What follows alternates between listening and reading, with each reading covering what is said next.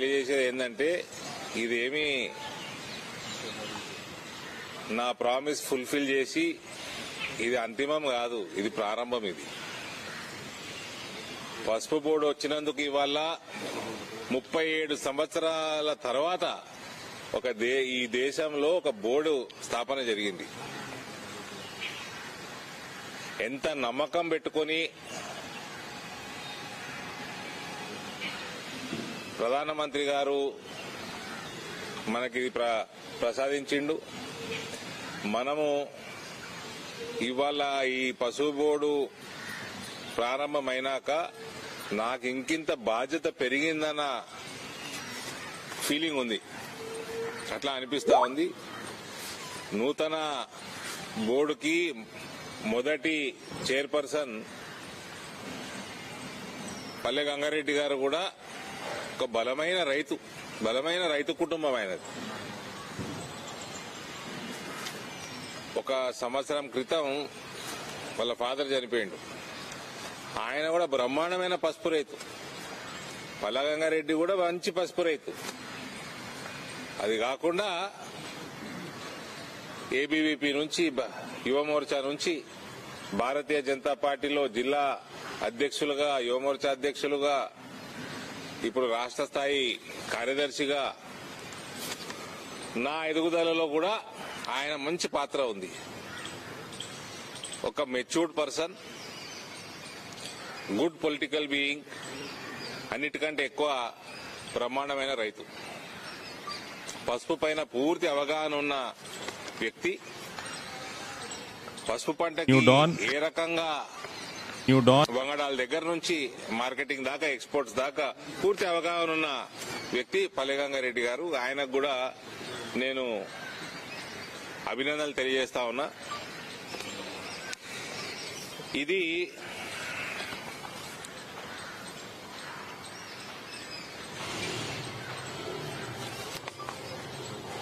పసుపు బోర్డు వల్ల కేవలం పసుపు రైతులకే బెనిఫిట్ అవుతుంది అనుకోవడం తప్పండి. మన పసుపు బోర్డు వల్ల అనేక రంగాలు, అక్కడ పరిశ్రమలు, ప్రాసెసింగ్ యూనిట్ గాని, ప్యాకేజింగ్ యూనిట్లు గాని, ట్రాన్స్పోర్టేషన్ గాని, హాస్పిటాలిటీ ఇండస్ట్రీ గాని, ఇవన్నీ కూడా పెరిగే అవకాశాలున్నాయి. ఇవన్నీ పెరగాలి అంటే ప్రమాణమైన బేసిక్ ఇండస్ట్రియల్ ఇన్ఫ్రాస్ట్రక్చర్ కూడా మనం అక్కడ చేసుకోవాలా. ఒకసారి ఇటువంటి ఇన్ఫ్రాస్ట్రక్చర్ డెవలప్ అయినప్పుడు, ఇటువంటి కల్చర్ డెవలప్ అయి, ఇండస్ట్రియల్ కల్చర్ డెవలప్ అయినప్పుడు పసుపుకు సంబంధించే కాదు, ఇతర ఇండస్ట్రీస్ కూడా వచ్చే అవకాశం ఉంటుంది. ఎందుకంటే నిజామాబాద్ ప్రాంతం, ఉత్తర తెలంగాణ ప్రాంతం పసుపు కాకుండా అక్కడ చెరుకు, మన ప్యాడీ, కాటను, అనేక పంటలు, అక్కడ అల్లము, రకరకాల వెజిటేబుల్స్, సన్ఫ్లవర్, ఇవన్నీ కూడా ఆ ప్రాంతంలో పండుతాయి. కాబట్టి స్టార్చ్ ఇండస్ట్రీస్ గాని, ఎథనాల్ ఇండస్ట్రీస్ గాని, ఇతర ఫుడ్ ప్రాసెసింగ్ ఇండస్ట్రీస్ గాని ఒక కల్ట్ డెవలప్ అయ్యే అవకాశం ఉంది. అది ఇటువంటి కల్చర్ అక్కడ వచ్చే అవకాశం ఉంది. దీనికి తోడు ఆల్రెడీ జగరాన్పల్లిలో ఎయిర్పోర్టు ఆల్రెడీ శాంక్షన్ అయి ఉంది. రాష్ట్ర ప్రభుత్వం కొంచెం ప్రొయాక్టివ్ గా ఉంటే అక్కడ పనులు కూడా ప్రారంభమవుతాయి. దానివల్ల కూడా ఈ పంటలన్నిటికి కూడా మార్కెటింగ్ కి, ఎక్స్పోర్ట్స్ కి అవకాశం పెరుగుతుంది. ఈ అన్ని కూడా ఒక ఓవరాల్ ఒక కల్ట్ డెవలప్ అవుతుంది. ఇటువంటి డెవలప్మెంట్ వచ్చినప్పుడు విపరీతమైన ఉపాధి అవకాశాలు పెరుగుతాయి. మనకు ప్రత్యేకంగా మా ప్రాంతంలో బీడీ కార్మికులు ఎక్కువ. బీడీ యొక్క ఫ్యూచరు కొంచెం క్లారిటీ తక్కువ ఉంది. బీడీ ఫ్యూచర్ పైన, తంబాకు ఫ్యూచర్ పైన ఇంటర్నేషనల్ వాళ్ళు పెడుతున్న శాంక్షన్స్ వల్ల ఫ్యూచర్ పైన నమ్మకం తగ్గుతా ఉంది. అటువంటి వాళ్ళందరికీ కూడా ఒక ఆల్టర్నేట్ ఉపాధి ఇటువంటి ఇండస్ట్రియల్ కల్చర్ డెవలప్ అయినప్పుడు వస్తుంది. మనకి airport, railway connectivity as it is బాగుంది.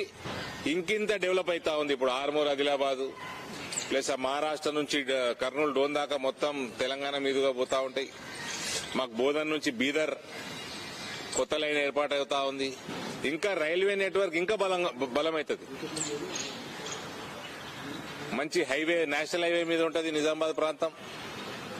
కాబట్టి మంచి అవకాశం. గోదావరి నది ఒడ్డున పసుపు పండుతుంది.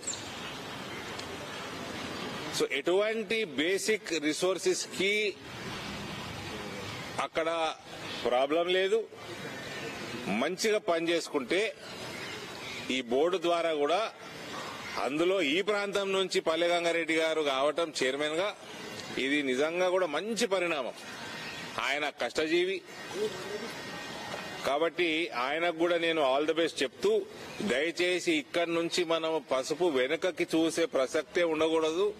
పసుపు రైతుల యొక్క ఆదాయం రాను రాను పెరుక్కుంటూ రెట్టింపు కావాల అన్న ఒక ఆకాంక్ష నాలో ఉంది. ఇదివరకు కూడా గత 4-5 సంవత్సరాల్లో కోవిడ్ 2 సంవత్సరాలు మనకి ఇబ్బందికరంగా ఉన్నా కూడా మనం చేసుకున్న లాజిస్టికల్ సపోర్ట్ స్పైస్ బోర్డు ద్వారా గానీ, కేంద్ర ప్రభుత్వం ద్వారా గానీ, లాస్ట్ ఇయర్ మనం ఆల్ టైమ్ రికార్డ్ ప్రైజెస్ చూసినాం. పసుపు 18,000 రూపాయలు నిజామాబాద్ ప్రాంత రైతులకు కూడా రావడం జరిగింది. కాబట్టి ఇవన్నీ కూడా it is just the beginning. KCR Telangana రేంగానే తెలంగాణ ఏదో సాధించేసినా అని పోయి ఫామ్ హౌస్ లో పండుకున్నాడు. మనందరం తెలిసిన విషయమే. ఎవరిని పట్టించుకోలేదు. అది ఫ్రీ ఇస్తా, ఇది ఫ్రీ ఇస్తా, ఇది 4 రూపాయలు ఇస్తా అనగానే డెవలప్మెంట్ కాదండి. మీరు ఇన్కమ్ జనరేషన్ లేదు, ఒక ఇండస్ట్రీ లేదు, ఒక పవర్ సెక్టర్ లో ఒక యూనిట్ పెంచింది లేదు జనరేషన్. టోటల్ గా భ్రష్టు పట్టించి 6-7 లక్షల కోట్ల అప్పుల పాలు చేసి టోటల్ ఏదో తెలంగాణ నా సొత్తు అన్నట్టు వ్యవహారం చేసి, ఇది కాంగ్రెస్ వాళ్ళకు కూడా వర్తిస్తుంది. ఓ కాంగ్రెస్ పార్టీ ప్రీ ఇండిపెండెన్స్ అదొక ఉద్యమ పార్టీ. ఇండిపెండెన్స్ వచ్చినాక ఇప్పుడు ఉన్న కాంగ్రెస్